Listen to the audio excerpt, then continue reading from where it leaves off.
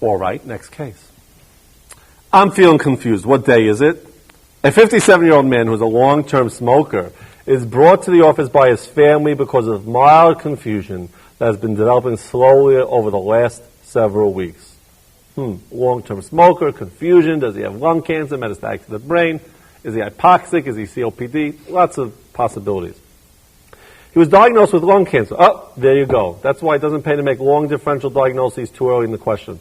He was diagnosed with lung cancer by bronchoscopy 2 months ago and is about to undergo chemotherapy. What does that tell me? Does that tell me I'm hoping for a cure? Do we cure lung cancer with chemotherapy? No. All right?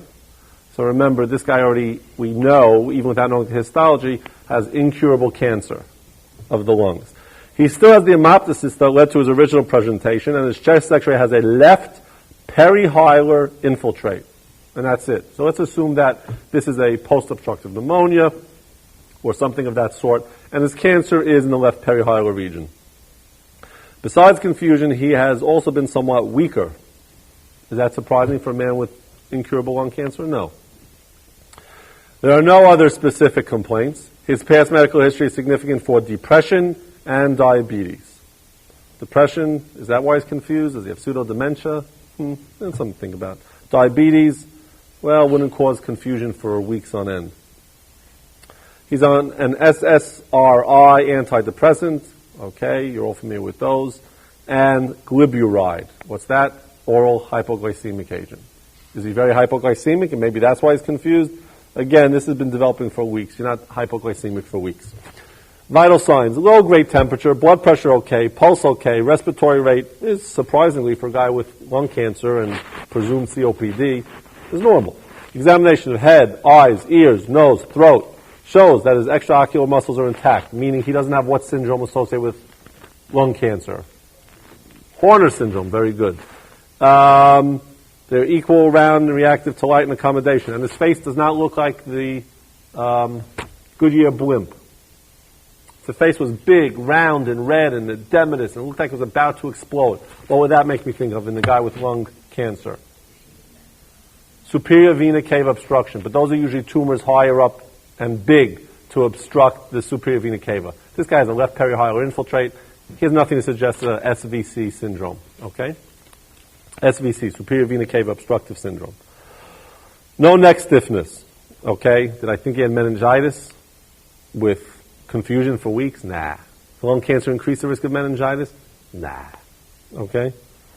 He has a regular heart rate and rhythm, no murmurs. Chest is clear to auscultation. All right, so again, this doesn't sound like a big cancer. It's not even so big that I hear something. His abdomen is soft and non-tender, no hepatosplenomegaly, neurologic exam. Now, what would I want to know about his neurologic exam? He's had change in mental status with lung cancer. Now, if one of the possibilities is that he has mets from his lung, what do I want to know about his neurologic examination? Does he have focal findings? Does he have something to indicate that a specific area of the brain, some focal area of the brain, is being pressed on? Okay? And does he? He's awake, alert, but disoriented to the exact day. He knows he's in the doctor's office and what the year is. There are no focal deficits, but our muscles are somewhat weak. Weak muscles. Now, can he just be weak because he has cancer and is sort of part of cachexia and wasting? That's a possibility. Are there any neuromuscular related conditions to lung cancer? That should ring a bell. What disease? Is myasthenia gravis associated with cancer of the lungs? No. Is myasthenia gravis sometimes associated with a cancer of some sort? Yes, of the thymus. This guy doesn't have thymus cancer. This guy has lung cancer. Is there a neuromuscular condition associated with the lung cancer as a paraneoplastic syndrome? The answer is yes. What's the name of that? It's actually behaves somewhat like myasthenia. The answer is that disease is called the Eaton-Lambert syndrome, and we'll talk about that. Can this guy have Eaton-Lambert syndrome as the cause of his neuromuscular weakness? Good thought. It's possible. Does Eaton-Lambert cause confusion? No, it's a neuromuscular problem. Okay? So Eaton-Lambert, not enough to explain this guy's whole story. Okay? So what's in my differential now? Well, what's the thing I need to be most concerned about right now that I might need to act on? Do I need to worry about if he has brain mets right away? Yes, I mean, if he has brain mets to the point that it's causing confusion, maybe I don't see the focal defect, but maybe he has brainstem compromise. Maybe that's going to herniate soon. I mean, it's something I really would want to know. That shouldn't present so much with confusion. But again, brain mets is something I want to know sooner rather than later. So how would I evaluate for that? CAT scan of the head. What else would I need to evaluate for? And frankly, if this was a CCS case and I said CAT scan of the head as the next step, I'd probably lose a point. Well, maybe no points, maybe +1. It's not the big thing because that's going to take a couple of hours to get. What do I want to do while this patient's sitting in my office? What else can be wrong with this guy? Change the mental status over some period of time. It's a long process, mental status change. All I want to know is electrolytes. Maybe there's something wacky about his electrolytes, in particular something about his sodium, right? Because I'm thinking, lung process, lung cancer. Maybe lung cancer and brain mets, meaning a lung thing going on and a brain thing going on. Lung process, brain process, what do those cause sometimes in terms of electrolyte disturbance? SIADH. SIADH. Syndrome of inappropriate, anti-diuretic hormone. Okay? What electrolyte abnormality does that cause? If I have inappropriate release of anti-diuretic hormone, where does anti-diuretic hormone come from? The pituitary. Okay? It's posterior pituitary. All right? And what's it released in response to? I want to anti-diurese when I'm dry or when I'm wet. If I want to diurese, it means I'm fluid overloaded. If I want to have anti-diuresis, it means I'm hyper concentrated. All right? And I want to keep more water on board. So ADH is appropriate. When is ADH appropriate? When does our body release ADH? When we are dry. We want to anti-diurese. If we're wet, our body should pee. It should diurese. If I'm dry, it should anti-diurese. All right, so that's what ADH does. What does ADH do? Prevents diuresis, meaning prevents water excretion. And when is that appropriate? When should I be doing that? When I am dry. So if I have a lot of ADH activity going on when I'm not dry, that's inappropriate. Okay? If I ran a marathon, what should my ADH level be? Should be high. I mean, after I run a marathon, I might not pee if I didn't drink enough water because I'm trying to retain all the water I can because I'm dehydrated. So in that case, ADH levels are high, but it's appropriate. If, on the other hand, ADH is being released without a stimulus, without the patient being dry, that's a bad thing, all right? What is the effect of ADH on the body? I will hold on to more water. So if I hold on to more water, what does my urine osmolality become? My urine becomes very concentrated, so the urine osmolality is, the urine osm is very high, okay? In a patient who has high ADH when it's appropriate, what is the serum osmolality? With maximal ADH secretion, the urine osmolality becomes towards low. But again, the stimulus for it is when I'm dry. Okay? Everyone follow? The effect of ADH is to lower your serum osmolality. The stimulus for ADH is high serum osmolality. Okay? Which will cause you to reabsorb water and make a concentrated urine. After I run a marathon, if I pee into a cup and I wasn't drinking enough during the race, what does my urine look like? Does it look very dilute or very concentrated? Very concentrated, all right?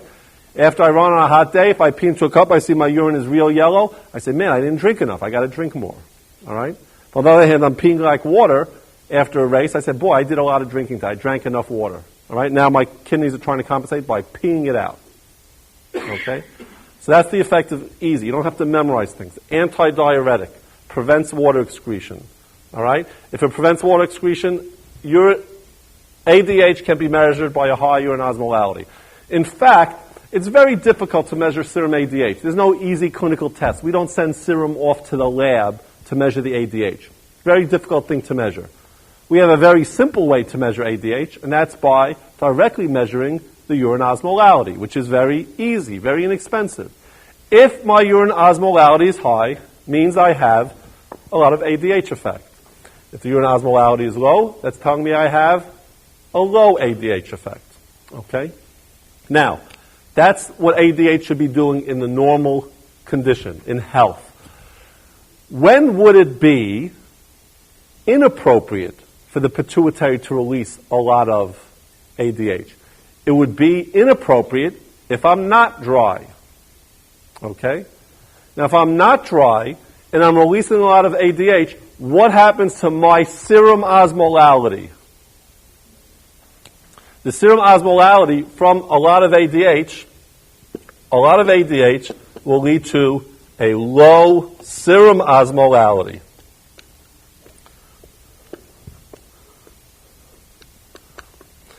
And again, a high ADH leads to a high urine osmolality. Okay?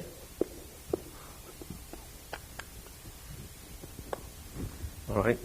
So if I want to find out what a patient's ADH situation is, I will measure the urine osm. That'll tell me if it's high or not, right? Then if it's appropriate or not, I want to look at the patient. Is the patient wet? Is the patient dry? Or is the patient euvolemic? Okay? If a patient is dry, right, is it appropriate to release ADH? Yes, we want to retain more water. If a patient is wet, is volume overloaded, what should ADH do? The patient is hypervolemic, all right, has too much free water on board, right? What do I want to do? I want to get rid of water. What happens to my ADH? Should go down, and I pee out the dilute urine, okay? Let's say I ran 5 blocks, not very hot, and I was very worried I'm going to get dehydrated. Everyone says, worry about dehydration. So I drink lots and lots of water. The next thing you know, I'm peeing and peeing and peeing because I don't need all that water. I shut off my ADH and I just pee it out. So what's my urine osmolality? It's a very dilute urine. Right? Urine osmolality is less than 100. ADH is very low. So if I have too much free water, it's appropriate to turn off my ADH and pee out a dilute urine. If I'm very dry, I should do what to my ADH? Turn it up, retain more water, make a concentrated urine. How about if I'm euvolemic? On clinical exam, I'm not fluid overloaded. On clinical exam, I'm not very dry. Should I be making, if I'm euvolemic, should I be making a urine with a very high osmolality? No. So if I have a patient who I suspect SIADH, if I look at that patient and the patient is euvolemic, how do I know if that patient has syndrome of inappropriate ADH? If I think the patient is euvolemic and I think that they might have SIADH, I look in the urine osmolality and what is it? ADH is inappropriately high, so the urine is inappropriately high osmolality. Okay? Does everyone follow that? Again, the urine osmolality is a measure of the serum ADH. Okay? And if the patient is euvolemic, as in this patient that we just discussed, and I find the urine osmolality is very high, that means the patient is inappropriately releasing ADH. When does that happen? In one of several situations. Easy. Don't have to memorize the list. It happens, SIADH happens in patients with a lung process going on or a brain process going on. Whether it's lung cancer, whether it's pneumonia that's severe, whether it's TB, or whether it's a brain metastasis, or a primary brain neoplasm, or some form of meningitis or encephalitis. All of these things can give SIADH. Why? No one knows. All right? But they do. They cause inappropriate release of ADH, lung process or brain process. What else could do it? Certain medications. What medications can do it? The classic ones are the sulfonylureas, especially the first generation, the oral sulfonylureas. The second generation, like glipizide and glyburide, do it, as it's probably contributing in a small way here, but it's not very often. All right? The sulfonylureas were far more likely to produce SIADH. And in fact, that's one of the reasons that they were replaced by the second generation oral hypoglycemics, because there was a lot less frequent SIADH. So again, this patient has several reasons. Number one, they have a lung cancer. That could produce SIADH. Number two, maybe there is brain metastases as well. That could contribute to SIADH. The patient's on a medication that could cause SIADH, namely glyburide, which again isn't common. And he is on another medication that can do it. And what is that? The SSRIs can also cause SIADH, but very infrequently. The most likely cause is his lung cancer, causing SIADH. And I'll know that the patient has SIADH by doing a single test, two tests. Physical exam that tells me the patient is euvolemic, and I should know that from the physical, and a single test, the urine osmolality. With a euvolemic patient, I will have a patient with a very concentrated urine, a very high urine osmolality. So a single best laboratory measurement in the SIADH, I already have the physical that tells me he's euvolemic, all right? And now I have a very high urine osmolality that's inappropriate ADH secretion, all right? How do we treat that? All right? So what laboratory abnormality does it result in the serum electrolytes? If I am having too much antidiuresis, if I'm having too much water reabsorption, what happens to my electrolyte? In particular, which electrolyte is affected by water? Sodium. Your serum sodium measurement is not a measurement of your salt load, of your sodium total body sodium. Your sodium your serum sodium is a measure of your fluid status in terms of your water status. If I want to know if a patient has too much sodium, I examine that patient. Too much sodium, they'll have fluid retention, pulmonary congestion, peripheral edema. If a patient has too low a sodium, then they're dry. All right? Sodium depletion, you're dry on exam. Maybe a little orthostatic, tachycardic, dry mucous membranes, no axillary sweat, etc. The sodium content of a patient is determined by if they're dry, then you know their total body sodium is low. If they're wet, they have salt retention, their total body sodium is high. The serum sodium is a concentration, all right, of the sodium you have, but it's a concentration in water. The serum sodium concentration is more importantly a measure of your total body water than of your total body sodium. All right? So let's get back to our patient with a lung cancer.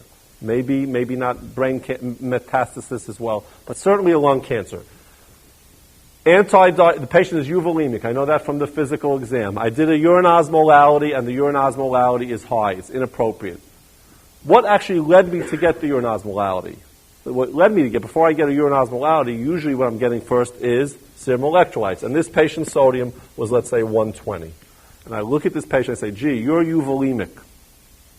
You have a lung cancer. I suspect ADH, inappropriate secretion, therefore I'll get a urine osmolality. So I would expect to say, if you were told this history and said, what do you think the serum sodium is going to be? Low, normal, or high? I would guess that this is a patient with ADH with a low sodium. Look at it another way. Let's say you're giving this patient a low sodium and he's euvolemic. What's your most likely diagnosis?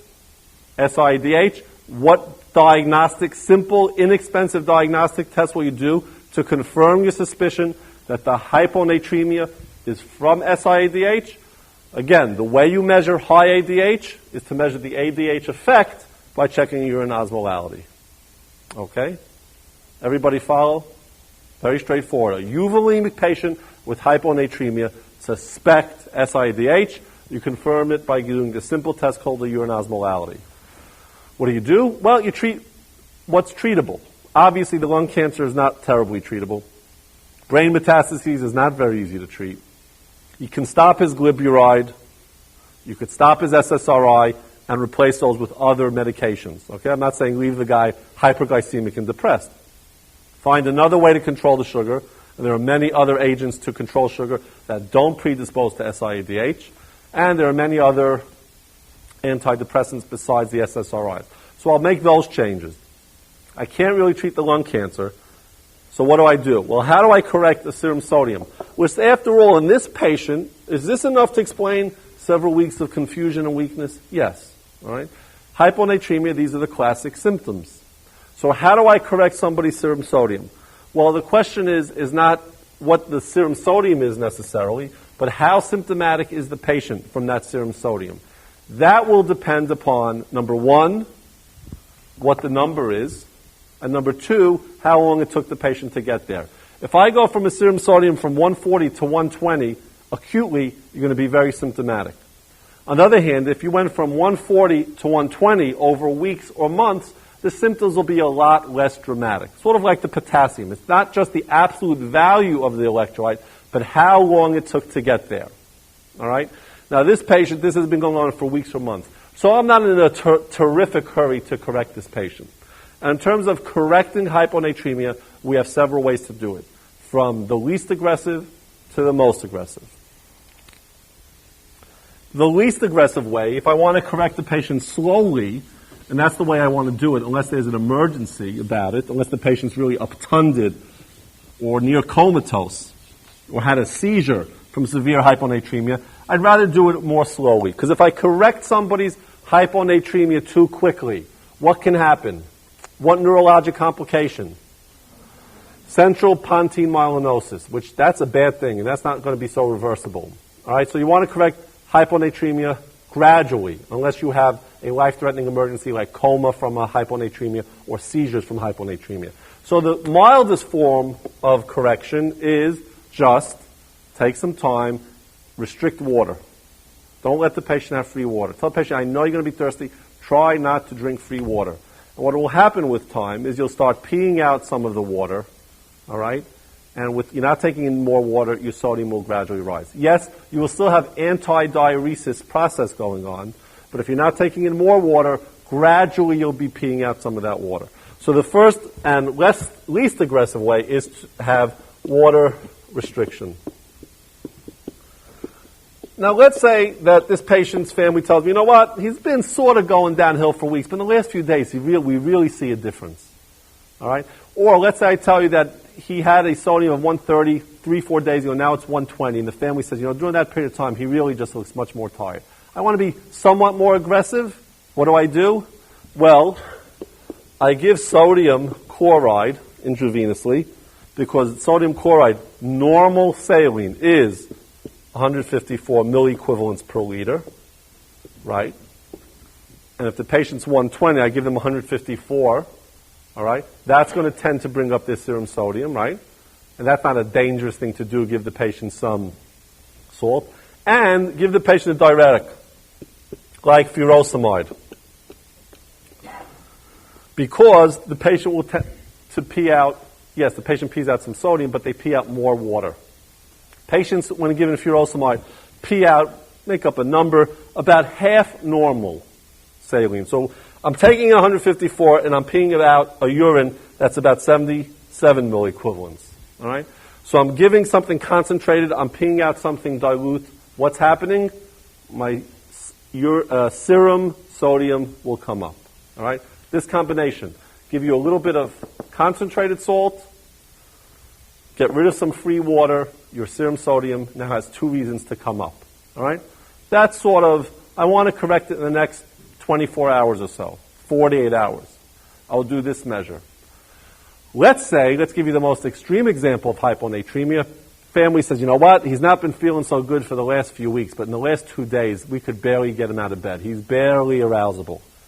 And you get the serum sodium, and it's, let's say, 110, 115, and the patient's very symptomatic, barely arousable. That patient, you don't have 24 to 48 hours to correct. That patient, if you don't correct, they're going to be in a coma very soon. They're going to have a seizure very soon. That patient you have to correct over the next 12 to 24 hours. How do you get that patient sodium up acutely? Give that patient very concentrated sodium. So this is the mildest, is water restriction. Intermediate correction, intermediate urgency, give the patient mildly hypertonic solution relative to what they are and make them pee some water.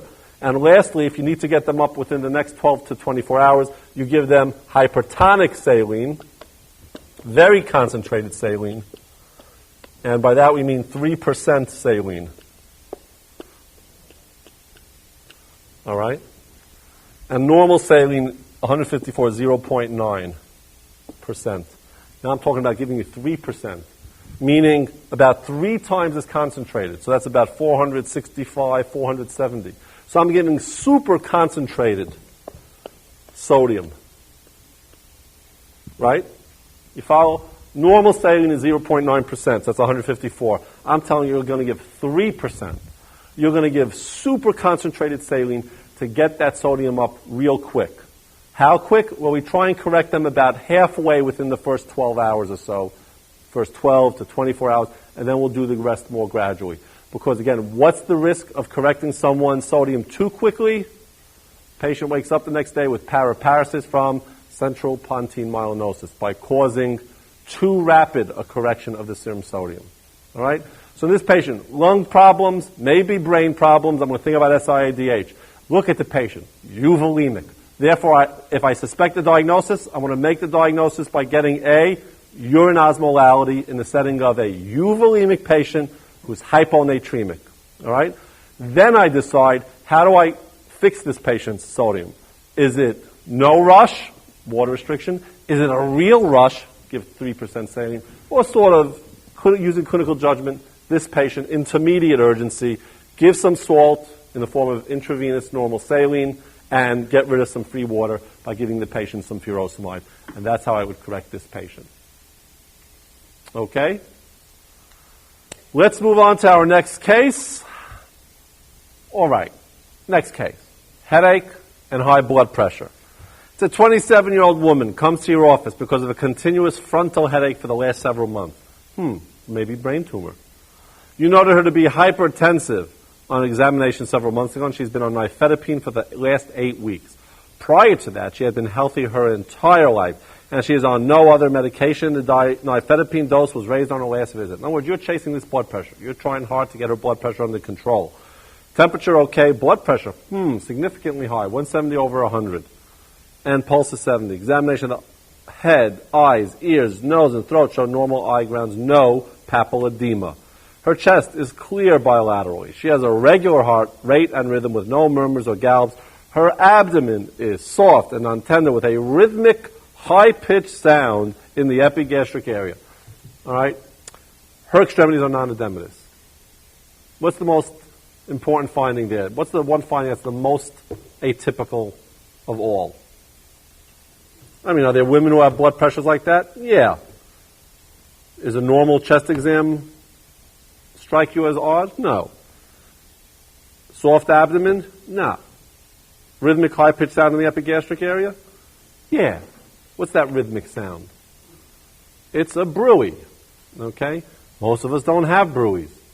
The only sound we usually have in our epigastric area is gas. This doesn't sound like gas. Gas is not rhythmic. All right? So this is an epigastric bruit, a young woman with an abdominal bruit.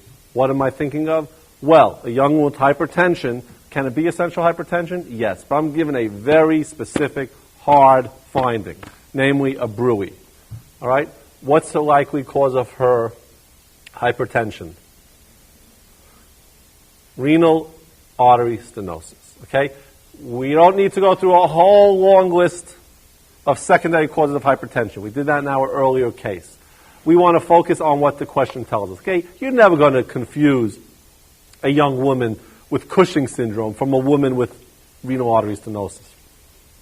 This one has epigastric bruit. The other one has a big face, hairy, buffalo hump, hyperglycemia, etc., etc., etc. You're not going to confuse a young woman with a renal artery stenosis from someone who goes crazy once every 2 weeks and gets just hypertensive and headaches and tachycardic and agitated. What's that? pheochromocytoma. You're not going to confuse a woman like this with someone who presents with diffuse muscle weakness and they tell you the potassium is 2.5. What's that? Hyperaldosteronism. All right? So it's not ever going to be a situation you say, let me list the causes of secondary hypertension and see what fits. It's the other way. Look at what stands out from the case, and then the diagnosis should come right to mind. Just like in here. What comes right to mind? Young woman, bilateral, it's not bilateral. It's going to turn out to be unilateral. We'll talk about that in a minute. Renal artery stenosis.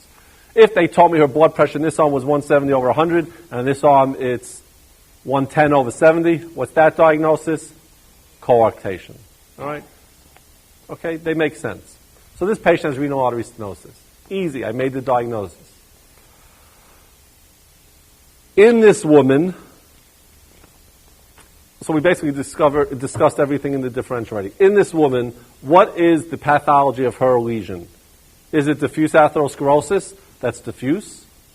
Strokes, carotid bruits, atherosclerotic heart disease, MIs, peripheral vascular disease? Nah, it's not. What is it? It's more focal. It's a focal fibromuscular hyperplasia, which is focal, unifocal. One kidney, usually one spot, and that's something that I could directly attack therapeutically with a balloon angioplasty. All right? And just opening up that single area, that unilateral, unifocal spot, will generally do what? It will generally cure the patient's hypertension for life, which is different than the 70-year-old man, who again is outside the normal age range of essential hypertension, who gets a new onset of hypertension and has diffuse atherosclerotic disease and may have a renal bruit. That patient's going to be diffuse. It's going to be bilateral, multifocal. It'll be harder to treat that patient with a balloon angioplasty. That patient might need even surgical revascularization of the most significant stenotic areas. Okay? Now again, let's think about the pathophysiology for a moment. This is a kidney that sees less flow than it should. And this patient's going to be unilateral, right? What is the renin aldosterone levels in a patient like this? Is it any different than any other patient who's pre-renal, who sees less flow to the glomerulus? No. All the glomerulus knows is that there's not enough flow to it. It doesn't know if it's from a lesion here, fibromuscular hyperplasia, or is it from a bad heart and low flow, or the pump is low, patient's dry. All this glomerulus knows, not enough flow. How does the kidney respond? Well, right next to the glomerulus is a little apparatus. Right next to juxtaglomerular apparatus. It's here for a reason. Right next to the glomerulus is a sensor for flow and pressure into the glomerulus. And that JGA secretes renin. And the renin, as you remember, we'll go through that whole angiotensin 1, angiotensin 2, etc., yada, yada, yada, goes to the gland right on top of the renal, called the adrenal, tells the adrenal, come back to the kidney, release aldosterone. So the aldosterone is high in response to a high renin. And what does that aldosterone do? We talked about that before. In the distal convoluted tubule, the aldosterone level is high. And in response to a low flow, this aldosterone, remember, from a low flow, that's how the renin got high in the first place, it's going to reabsorb more sodium. Okay? And what's it going to do to the potassium? More potassium out. Okay? So these patients tend to be a little bit hypokalemic from their high renin, high aldo state. Okay? That's the pathophysiology of that. There is a test called a captopril, a nuclear medicine captopril renogram. And that is in patients who have renal artery stenosis. Again, the kidney flow will be in large part dependent on renin. Okay?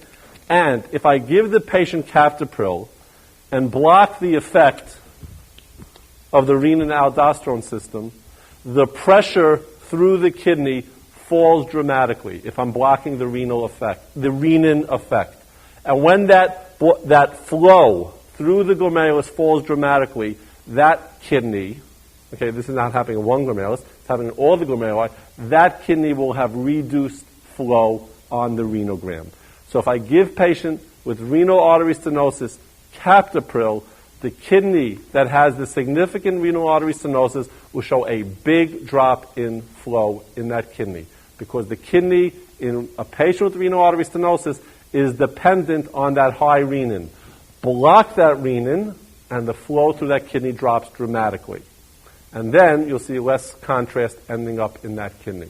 All right? So the captopril renogram will show you diminished flow. You give captopril, you do a renogram before captopril, you give the captopril, and then you compare the flow afterwards. The side that has diminished flow is where you have your renal artery stenosis. And in a young woman, it's going to be fibromuscular hyperplasia. It's going to be a single spot, or at least a single kidney. And that patient can be fixed with angioplasty. What is the definitive? This is the screening exam, the captopril renogram. What is the definitive test to look for renal artery stenosis? We could do other non-invasive tests like an MRA, magnetic resonance angiogram. Again, gives very good vascular information, but the gold standard is still the old-fashioned angiogram, which is the most invasive, but gives you the best visualization of every blood vessel and will tell the interventional radiologist exactly where that stent has to be placed. Okay? And if it's being placed angiographically, the patient's going to get an angiogram right then and there that will confirm the diagnosis, will show exactly where the lesion is. It will have been suggested by the captopril renogram, and we will try and fix that lesion with interventional radiology with an angioplasty. Okay? And that will cure this young woman with this bad hypertension and these bad headaches that's been difficult to treat. Remember, we've been increasing the nifedipine. This patient will be cured after a diagnostic screening test, the captopril renogram, the angiogram to confirm it, and show the interventional radiologist where to do the angioplasty. And our patient is cured. Okay? Let's go on to the next case. And if you thought that one was straightforward, we know you guys are watching a lot of renal for the last, 5-6 hours, and you want to go out easy. We've made it very easy. We got a 25-year-old woman who has fever, urgency, and dysuria. Okay? Remember, the boards likes to ask you common diagnoses that you're going to see. All right? They don't get much more common than this. 25-year-old woman comes to the office with a 3-day history of lower abdominal pain that is beginning to radiate to her right flank. Lower abdominal pain to right flank. Is this a kidney stone that's traveling backwards? I don't think so. She denies nausea or vomiting, but states she feels feverish, and she's worried she may have the flu. She denies diarrhea. Her last bowel movement was this morning, and she's been drinking a lot of fluids. Why am I so fascinated with her bowel movements? I don't know. I didn't write this question. Patient has fever, urinary urgency, and dysuria. I'm not going to ask 30 questions about her BMs, but they're given here. She's drinking a lot of fluids. She has noticed an increase in her urinary frequency. Well, she's drinking a lot of fluids. She probably should have increase in urinary frequency. Vital signs. Fever, 102.5. Blood pressure, 120/70. Pulse, a little fast. Respiratory, 16. Tenderness in the suprapubic region. Hyperactive bowel sounds. This fixation on bowels. And no peritoneal signs or masses.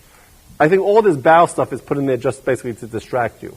Patient, a young woman, has fever, suprapubic tenderness, urgency, dysuria. I'm not thinking bowels, I'm thinking urinary tract infection of some sort. Right flank is tender to light percussion. The remainder of the physical examination is within normal limits. Now, what's my most likely diagnosis? You don't have to think of mystery, exotic diagnoses in a case like this. What does this patient have? Does she have an infectious diarrhea? Does she have a phlebitis? Does she have diverticular? Of course not. What does she have? She has a urinary tract infection. She has tenderness in the bladder area. So is this cystitis? Simple, plain old urinary tract infection in a 25-year-old who's walking into the doctor's office? Yes or no? Does the patient have an infection of the bladder? Yes or no? Yeah, tender there. These symptoms sounds like a bladder infection. Is that all the patient has? No. I mean, this question is making it very obvious, in my opinion, too obvious, that the infection started in the bladder and is traveling up, meaning an ascending infection, to what area? The flank, the kidney. Other than tell you that the E. coli has left the bladder and is traveling up the ureter to infect the kidney, they couldn't make this more obvious. All right? You have a young woman. Do young women get cystitis? Sure. Urinary tract infection in young women, there's 1 or 2 or even 1 or 2 a year. We don't usually put them through extensive urologic workups. All right? A man with the first urinary tract infection in a young man, we would do an evaluation. But a woman, cystitis, she's entitled.